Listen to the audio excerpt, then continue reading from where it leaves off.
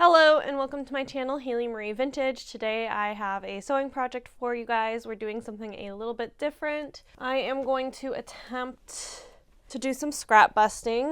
This is just one of many piles of scraps I have hoarded and collected. I have been wanting to kind of do some scrap busting, and I had this idea or whatever that I really wanted to do a crazy quilt, but I need to be more realistic with like what I can actually get done given the fact I'm running this channel and have other projects to do and stuff like that. So I'm actually going to do something a little bit different. So I have these bags that I've had from Urban Outfitters for almost, I don't know if it's quite been a decade, but I've had these for a long time, and they're my favorite tote bags just because I like how much stuff they hold. They hold like just the right amount of stuff. And then I specifically really like the long strap. This is just a really like comfortable bag for me. These are my favorite bags. And when they've started to fall apart, I've usually gone on like Poshmark or Mercari and tried to find a lot that I can buy. But after 10 years, they're starting to break down, like not only in their stitching, which you can see here, but also this one's not a great example, but some of my other ones, they're starting to develop like holes amongst this. And there's only so much you can repair whatever this material is. So I have decided that I want to use my scraps to make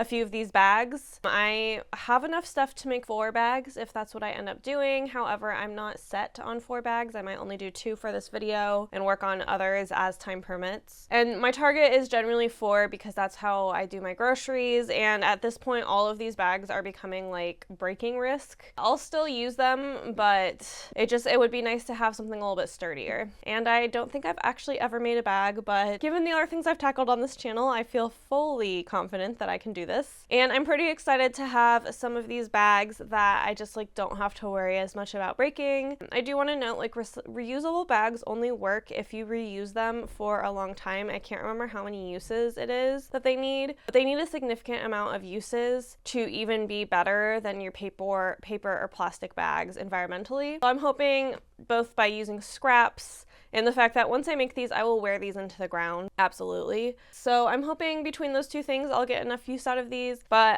yeah, I'm kind of ready to start out. I think I'm going to start out by making the pattern. After that, I'll cut through the scraps. But first, I need to sort my scraps into different bags. We're going to hop to it. So first thing I'm going to do is make my pattern, which means I'm going to pick out all the seams from this bag. But this was really easy because the stitches were so long, like these were like full basting stitches, that it took me no time at all to pull them all out. From here, Spooky got very invested, as you can see, but I'm just trying to get like approximate shape of this bag. What I realized pretty quickly while starting to make this pattern is that this bag is like cut very, I don't want to say poorly because I don't think it's the worker's fault that it was cut this way. I think that's just the way these bags are. And also I understand that a lot of the times the way you do these totes with these folds in them is you sew them down the side and then you just kind of sew randomly across the corner, so I can see how things would end up so discombobulated. So like I said, my first goal was just to get a good outline of the shape. Once the outline was done, I am now using measurements and kind of averaging stuff out from the outline to actually make my full-on pattern, which just takes a lot of math. This was a lot of measuring. And then once I got my stitching line down, I just needed to add some seam allowance, and we were good to go. And I just need to cut out this pattern so it would be ready for once I have all of my fabric. So the first thing I needed to do was kind of sort out my scraps by like color or vibe. This took a really long time because I haven't done this before, but I think it was absolutely necessary to get the process to work and these bags to look not so wild.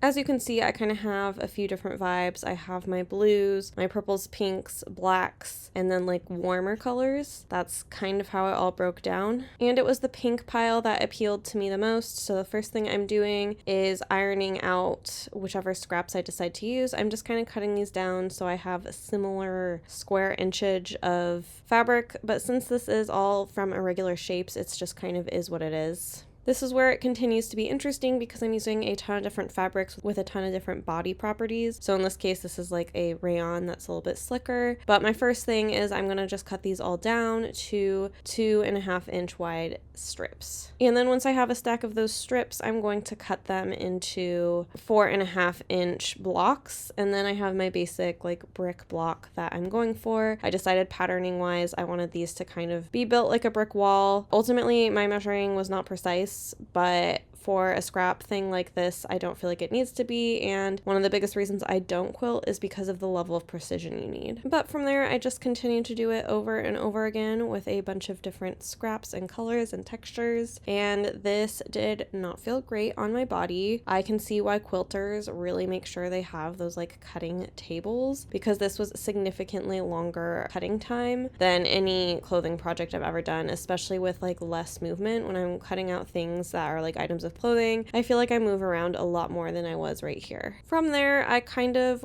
sorted these out into piles to try to shuffle the colors. Fun fact, I don't know how to shuffle cards, so for a long time this was kind of how I shuffled cards as well. The goal obviously be to mixing everything up, even though of course if you're sorting things out this way you do inevitably get a pattern. So not great for cards, but I do feel like it worked for these fabric scraps.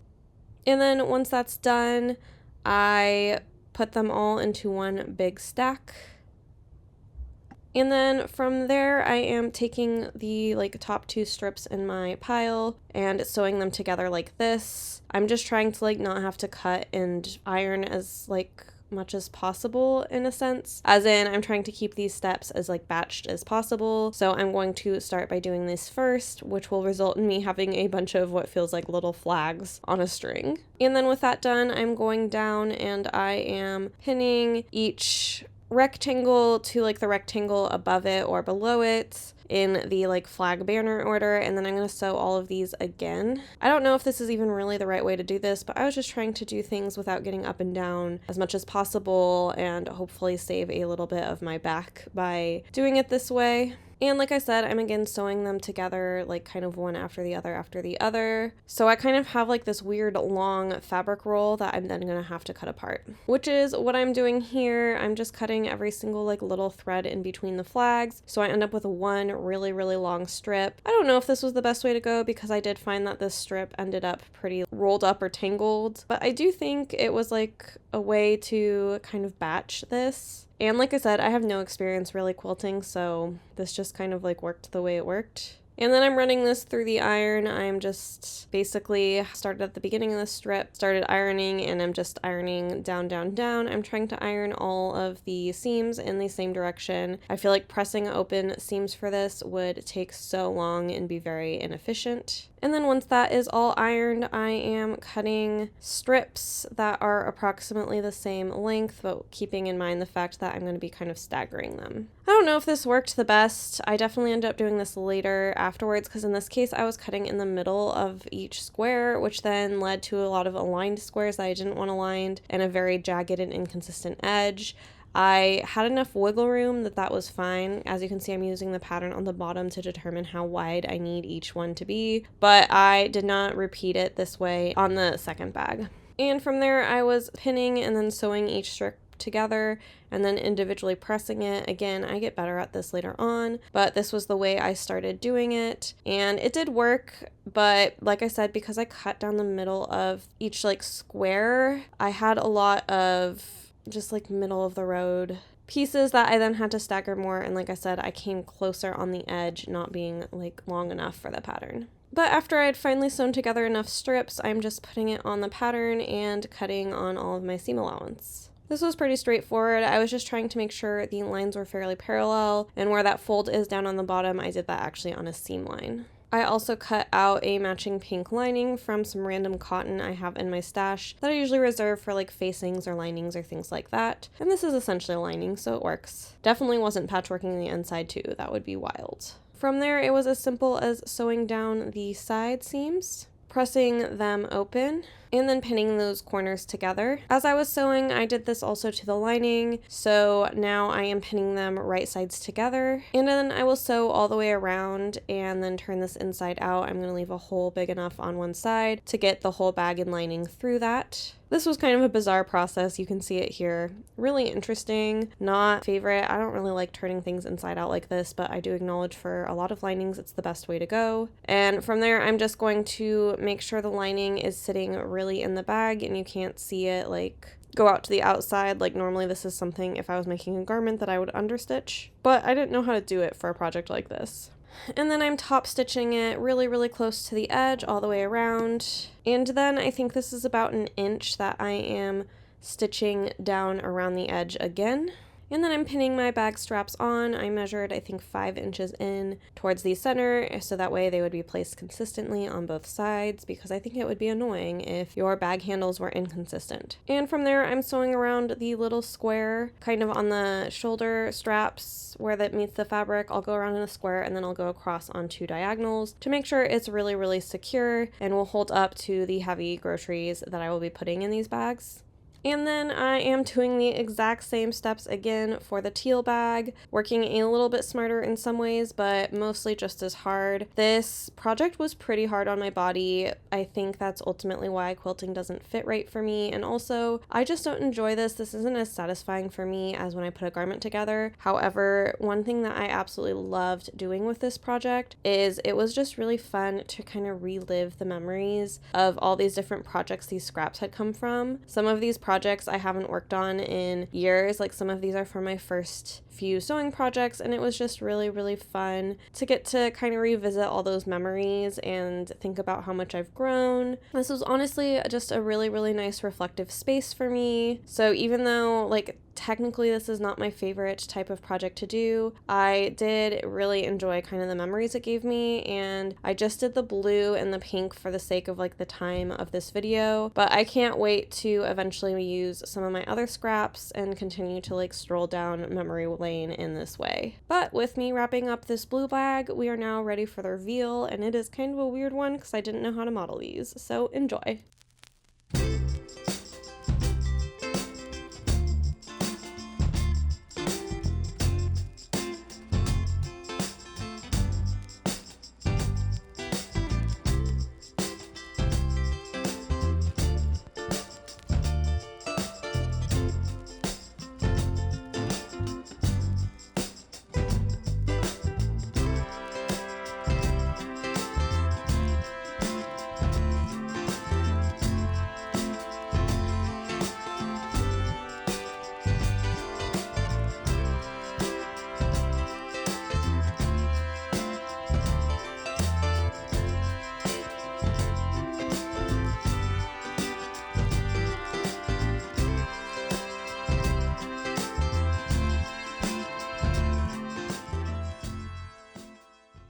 Alrighty, you've seen the reveal. It was kind of a weird one because I've never had to reveal something like a bag, but hopefully you enjoyed it nonetheless. I know I've really enjoyed the process of making these bags. As always, we'll first go through the cost breakdown, and then after that I am going to just talk about my overall thoughts and feelings on this project. So both these bags were pretty cheap to make. I estimated my fabric at $5, which was probably high. I'm considering the scraps free, but I did have to line it with some fabric I just had sitting in my stash that at most I would have paid $5 a yard for, and I used definitely less than a yard. So I feel like $5 is a good number. So for the pink tote bag, I used $5 for the fabric, and then the straps on each of these are different. They cost a different amount because one's slightly wider, but the straps on this one with the thread cost $8.21. That's the whole price for the notions. And then of course the pattern was $0. So the pink bag cost me $13.21 to make, which is awesome. For the second tote bag, again, that $5 on fabric that I'm just guesstimating, and then this one, the handles were more expensive, so it was $9.97, so this bag cost me $14.97. Regardless, both these bags were under $15 each to make, and I did it using stuff that was already in my stash besides this handles, so we did pretty well. As far as the time it took for me to make these bags, the first bag took me 5 hours and 15 minutes to make, which makes sense because while you're figuring out process, you do things pretty slowly, and then the second one actually took 4 hours and 30 minutes, so it took 45 minutes less, which isn't a ton, but that is quite a bit of improvement, especially considering the fact that the teal bag, which is the second bag I made, I also made significantly more patchwork fabric for. So the fact that it was still less time. Then the pink one is really interesting. I'm not going to do labor breakdowns for these because it doesn't really, I feel like, make sense. This is not a product that is like viable commercially and is in any way, shape, or form something that someone would make commercially. I did do a quick look around the internet and I found some straight up patchwork bags for sale on Etsy between like $65 to $125, which these bags, if I had add labor costs, would have been like $200 each, which again is why like it doesn't make sense because like also I'm not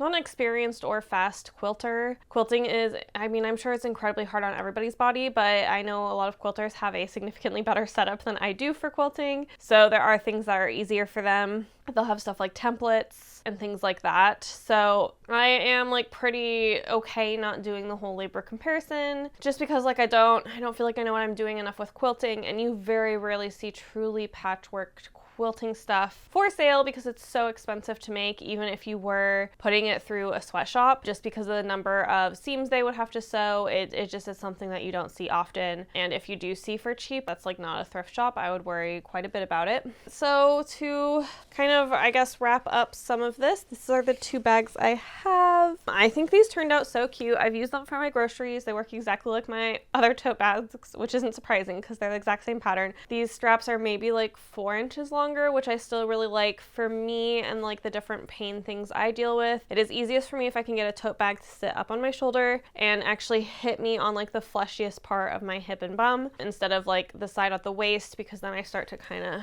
teeter over rather than if I can get them to be balanced on my hips. It's much more, I guess, like pack mule-y, so it works just a lot better for my personal set of chronic pain issues. And making these was really fun. It was really fun to make these and just think of all the things that I had sewn using these fabrics. I think you guys have probably seen almost every single one of these pieces of fabric on my channel. Those of you who've been around a long time, I hope you also maybe enjoyed some of the memories these brought back. But I really, really did enjoy making these. I have enough to make 3 other colorways, and I go back and forth on doing that. The other thing I think would be fun is to get everything into kind of more of like a gradient like this and maybe make a whole quilt for my bed, or I don't know. I'm thinking about definitely what I want to continue to do with my scraps, because I guess if I made a quilt for my bed, this many different materials is not the most washable, so I don't know. But I very much did, despite the fact I don't really enjoy quilting, I did enjoy the process and the memories this brought back. Will you be seeing quilted projects for me in the future on this channel? No, I still do not like quilting enough for that. I don't think I ever will. I do aspire to one day make a quilt just for me for my bed. I really hate most of the bedspreads on the market right now. I keep looking and hating all of them. So at some point I do think there's a chance I make a quilt for my bed, but that is the only time I'll be making a quilt, and I will be waiting until I own my own home to do that probably, and I'm not moving every few years. Hopefully this was a fun and inspiring project to you guys, and this is your reminder that if you do love these quilted tote bags, please do not go out and purchase a tote bag. You probably have enough sitting at home, and your most sustainable totes are the ones you already had. I would not have even made these if my true like 10-year-old have been using, not daily, but at least weekly totes hadn't started falling apart. I would have never considered making a tote bag. There's so many tote bags in the world. Before you make a tote, just consider using what you already have. But yeah, I feel like this was a pretty short and sweet project, a little bit different for my channel, and by short and sweet, I mean it still took me over 10 hours to make this, but I feel like the process and stuff was quite short to talk you through. But yeah, that wraps up this project. As always, you can support this channel by giving this video a thumbs up and commenting down below, and then of course I do have my Patreon and my Ko-fi, which you can go find linked down below. And if you're new here, definitely subscribe and stick around. While quilting isn't my usual thing, I am usually more of a garment sewer. This was just a little detour. I do some really great, amazing vintage sewing here on this channel. And with that, I will see you next week at Friday at 8 a.m. Pacific time. Bye!